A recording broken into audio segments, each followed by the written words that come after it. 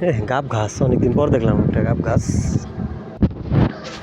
ছোট গাব গাছ দেখেন, ছোট্ট গাব গাছে যে গাব ধরছে এটাই আলহামদুলিল্লাহ। আল্লাহর নিয়ামত ছাড়া আসলে কোনো কিছুই সম্ভব না।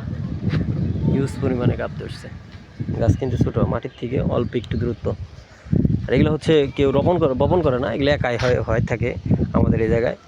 আর আজকে মূল উদ্দেশ্য হচ্ছে দর্শক, আপনাদের যে ভেড়াগুলো দেখাচ্ছি এগুলো হচ্ছে আমাদের পালের ভেড়া। আর এই ভেড়াগুলো দেখেন এই যে এখানে আছে আমাদের দুইটা, আর হচ্ছে বাসায় আছে। এই জায়গায় হচ্ছে ওই অন্য মানুষের সাথে পালের সাথে ভেড়া এসে গেছে, ওই যে দূরে ওইখানেও আছে। এই যে হাইওয়ে রাস্তা, হাইওয়ের পাশেই দেখেন যে যা পাচ্ছে তাই খাচ্ছে। আর এই বৃষ্টির মধ্যে চতুর্দিকে পানি, ভরপুর পানি। আর এই যে এই জায়গায় কিছু ভেড়া হচ্ছে আটকে রাখা আছে। এই আটকে রাখার কারণে ওগুলা হচ্ছে এই দেখেন এগুলা খানা দানা খাচ্ছে না, আর এগুলা হচ্ছে ডাকাডাকি করতেছে।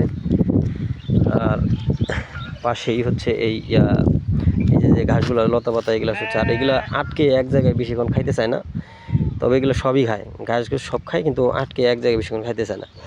এই কারণে ভেড়া যারা কিনবেন তারা হচ্ছে দেখে বুঝে শুনে কিনবেন।